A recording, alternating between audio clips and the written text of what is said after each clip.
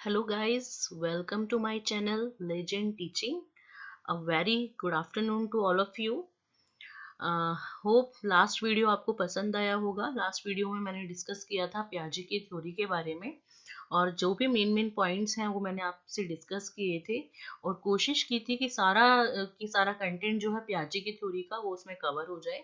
अगर फिर भी आपको लगता है कि कोई एस्पेक्ट मुझसे छूट गया है या जिस पे मुझे ज़्यादा फोकस करना चाहिए तो आप मुझे कमेंट्स के थ्रू बता सकते हैं। आज का हम जो टॉपिक स्टार्ट करेंगे वो बहुत ही इम्पोर्टेंट टॉपिक है कॉम्पिटिटिव एग्जाम्स के लिए। इस टॉपिक का नाम है वाइगोट्स्की सोशियो कल्चर थ्योरी। तो चलिए स्टार्ट करते हैं। सबसे पहले हम बात करते हैं वाइगोट्स्की के बारे में। जो लेव एस वाइगोट्स्की थे ये रशियन साइकोलॉजिस्ट थे, ये आपको पता होना चाहिए। इसके बाद हमने जब पहले प्याजे के बारे में पढ़ा था तो प्याजे के बारे में हमने जाना था वो स्विस साइकोलॉजिस्ट थे, और लेकिन जो वाइगोट्स्की हैं वो रशिया से बिलोंग करते हैं तो ये रशियन साइकोलॉजिस्ट रहेंगे। और जो प्याजे थे वो भी उन्होंने भी कंस्ट्रक्टिविज्म पे जोर दिया था और इन्होंने भी जो है कंस्ट्रक्टिविज्म पे ज़्यादा जोर दिया है। लेकिन ये अपनी थ्योरी में कहते हैं कि जो भी चाइल्ड है वो अपनी लाइफ में जो भी कुछ सीखता है वो सोसाइटी और अपने कल्चर से सीखता है। इसी वजह से इसकी थ्योरी का नाम क्या है, सोशियो कल्चर थ्योरी। ठीक है, तो ही वॉज अ सोशल कंस्ट्रक्टिविटिस्ट। इसके बाद नेक्स्ट पॉइंट आपका है इंपॉर्टेंट एस्पेक्ट्स क्या है इनकी थ्योरी की।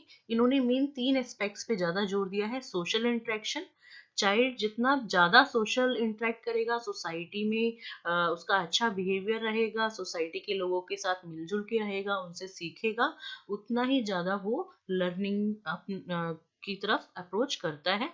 और सेम उन्होंने कल्चर पे भी ज़्यादा जोर दिया। कल्चर के बारे में वो बोलते हैं कि किसी भी चाइल्ड का जो भी कल्चर है, जिस कल्चर से वो बिलोंग करता है वो भी उसकी लर्निंग में बहुत ज़्यादा महत्वपूर्ण होता है, बहुत ज़्यादा भूमिका निभाता है।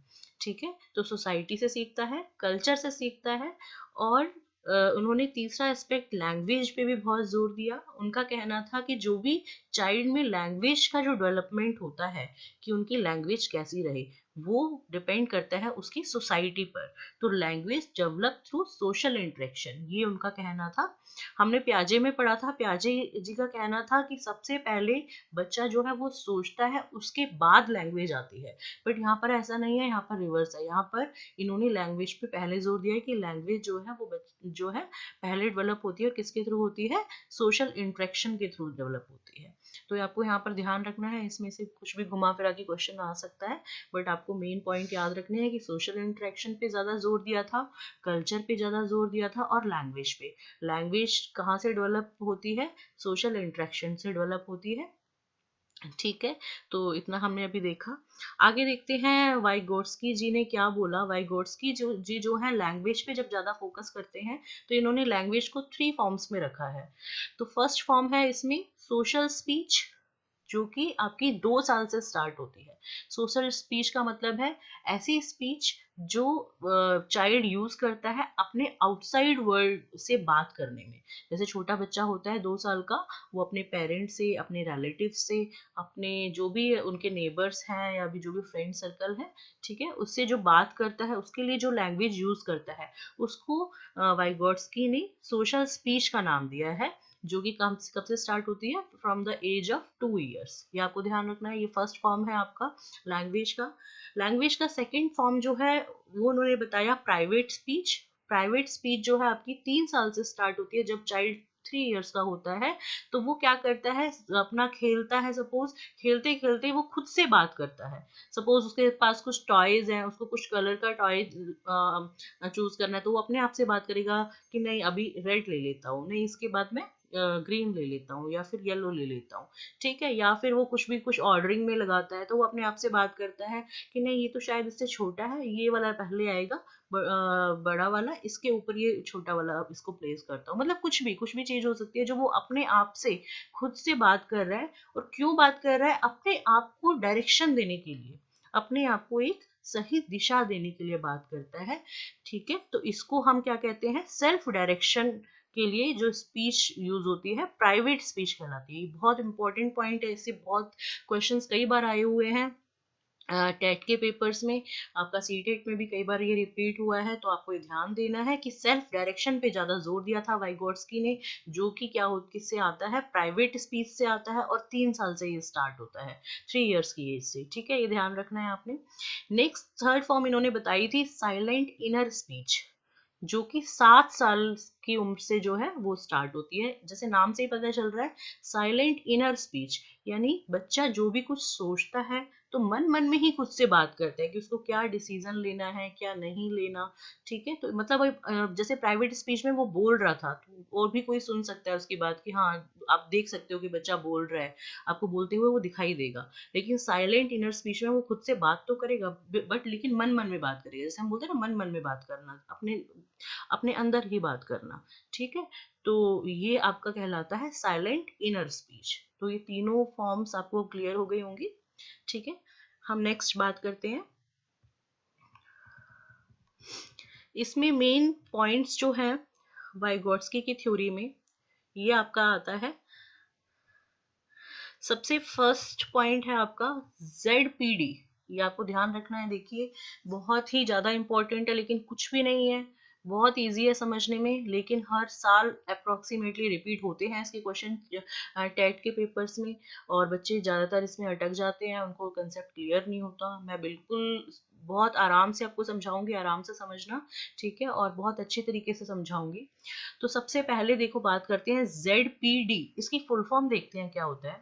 ZPD की फुल फॉर्म होती है जोन ऑफ प्रॉक्सिमल डेवलपमेंट, ठीक है, जोन ऑफ प्रॉक्सिमल डेवलपमेंट। देखो नाम से ही आपको समझ आ रहा है कि प्रॉक्सिमल डेवलपमेंट मतलब आपकी मैक्सिमम जो डेवलपमेंट है, या आपने जो अपनी सक्सेस है उसकी कुछ लिमिट रखी हुई है कि मुझे ये अचीव करना है, मेरा ये गोल है, ठीक है, उसका जोन कहाँ तक है आपकी डेवलपमेंट का, आप समझ रहे हो, ठीक है। जैसे मुझे सपोज मैं कुछ भी अपना एक गोल रखती हूँ, फॉर एग्जाम्पल कि मुझे कोई कॉम्पिटिटिव एग्जाम से मुझे ये फर्स्ट अटेम्प्ट में क्लियर करना ही करना है, ठीक है। तो वो उसको क्लियर करना और उसके जो भी मार्क्स, पासिंग मार्क्स लेके आना सपोज, या फिर जितने भी मार्क्स मैंने माइंड में रखे हुए हैं वो लेके आना, तो वो मेरा क्या बन जाता है, ZPD, zone of proximal development. I hope ये समझ आ गया होगा आपको। तो it means the maximum limit of success you can achieve if you are provided with proper guidance और some other kind of help. मतलब आपको ZPD जो है वो आपकी मैक्सिमम लिमिट है, जो सक्सेस की, या फिर आप कह सकते हैं आपके गोल्स की, जो आप अचीव कर सकते हो, ठीक है। लेकिन बशर्ते क्या, आपको थोड़ी सी गाइडेंस मिले या किसी की हेल्प मिले, तब आप उसको अचीव कर सकते हो, ठीक है। तो सपोज आपका कोई, आप सीटेट अपना या फिर यूपी टेट टेस्टेड कुछ भी, कोई भी एग्जाम है वो क्लियर करना चाहते हैं, ठीक है। आपका हो सकता है एक कोई टॉपिक है, आप उसमें वीक हैं, आपने कई वीडियोस देखे, नहीं समझ आया, और सपोज कीजिए फॉर एग्जांपल मैं वैसे ही बोल देती हूँ कि मैंने कोई वीडियो डाला, उसमें से समझ आ गया आपको वो टॉपिक, ठीक है। तो आप क्या हुआ, वो आपको एक प्रॉपर हेल्प मिल गई और आपने वो टारगेट जो है वो अचीव कर लिया, ठीक है। तो ZPD क्या होगा, हो गया आपका उस जो मैक्सिमम लिमिट आपने जो सेट की हुई है, ठीक है। इसके बाद है स्कैफोल्डिंग। स्कैफोल्डिंग क्या हो गया, वो रिसोर्स या गाइडेंस या फिर आप कह सकते हैं हेल्प, जो आपको आपकी ZPD, ठीक है, यानी कि आपके जोन ऑफ प्रॉक्सिमल डेवलपमेंट तक पहुंचने में जो हेल्प कर रहा है। यानी कि सपोज जैसे मैंने अभी एग्जांपल दिया, तो मेरी वीडियो से क्या हुआ, आपको वो टॉपिक समझ आ गया, तो वो जो वीडियो है, ठीक है, वो क्या बन गई आपकी स्कैफोल्डिंग, समझ आ गया। तो वो बीच का जो गैप है, ठीक है, आपके प्रॉक्सिमल डेवलपमेंट तक पहुंचने का, उसको फिल करने के लिए जो भी हेल्प होती है, जो भी मदद की जाती है, ठीक है, उसको हम क्या बोलते हैं, स्कैफोल्डिंग बोलते हैं। बहुत इंपॉर्टेंट वर्ड है स्कैफोल्डिंग, कई बार इसके क्वेश्चंस घुमा फिरा के पूछे गए हैं, ठीक है। तो ये तो आपको कंसेप्ट इसका क्लियर होना ही चाहिए। नेक्स्ट इसके में टर्म थर्ड आती है MKO। MKO हो गया more knowledgeable other. More knowledgeable other मतलब आपसे ज्यादा जिसको उस टॉपिक के बारे में जानकारी है, ठीक है, वो एज में छोटा भी हो सकता है आपसे, या फिर आपसे बड़ा भी हो सकता है, बट क्या है, उसको नॉलेज उस टॉपिक के बारे में आपसे ज्यादा होनी चाहिए, ठीक है, जैसे सपोज कोई आपका टीचर है, कोई फ्रेंड है या कोई भी कलीग है, ठीक, जिसने वो एग्जाम पहले से क्रैक किया हुआ है, उसको टॉपिक की नॉलेज है, तो वो क्या बन गया आपके लिए, मोर नॉलेजेबल अदर। और आपको वो ये जो स्कैप होल्डिंग है, इसको देने में ये एमक्यू बहुत ज्यादा हेल्प करता है। ठीक है, तो एमक्यू का क्या काम है, आपको प्रॉपर ये स्कैप होल्डिंग प्रोवाइड करना, ताकि आप अपनी जेड तक पहुंच सके। ठीक है, तो ये टर्म्स क्लियर हो गए आपको, आई होप। तो ये था हमारा आज वाइगोट्स्की की थ्योरी, वाइगोट्स्की की सोशियो कल्चर थ्योरी। इसकी बिल्कुल बहुत ही छोटी सी और सिंपल सी थ्योरी है, इसमें कुछ भी नहीं है, बट इससे रिलेटेड बहुत सारे क्वेश्चंस आते हैं। तो इसको आप बहुत अच्छे से प्रिपेयर करके जाएंगे अपने एग्जाम्स के लिए। और कुछ पॉइंट्स अगर रह गए होंगे, वैसे मैंने पूरा कवर कर लिया है अच्छे से, लेकिन कुछ पॉइंट्स रहते हैं, आपको लगता है कि नहीं इसका ये कुछ पॉइंट है जो लास्ट ईयर के एग्जाम्स में आया था, तो वो आप मुझे कमेंट के थ्रू पूछ सकते हैं। मैं आपको प्रॉपर उसके बारे में पूरी नॉलेज दूंगी। और मैं कोशिश करूंगी अपना किसी वीडियो में लास्ट ईयर के जो वाइगोट्स्की के क्वेश्चंस हैं, उनको अलग से उनका एक वीडियो बनाऊं, उनको डिस्कस करूं। और अब मेरे आगे के वीडियोस में आप सारे जो क्वेश्चन पेपर्स हैं उनके सॉल्यूशंस भी देखेंगे। तो अगर आपको वीडियो अगर ये पसंद आता है, तो आप अपने ऐसे फ्रेंड्स के साथ शेयर कर सकते हैं जो किसी भी कॉम्पिटिटिव एग्जाम्स की तैयारी कर रहा है। अगर आप ये वीडियो फर्स्ट टाइम देख रहे हैं, तो चैनल को सब्सक्राइब जरूर करें, और वीडियो पसंद आता है तो उसको शेयर और लाइक जरूर करें। Thank you.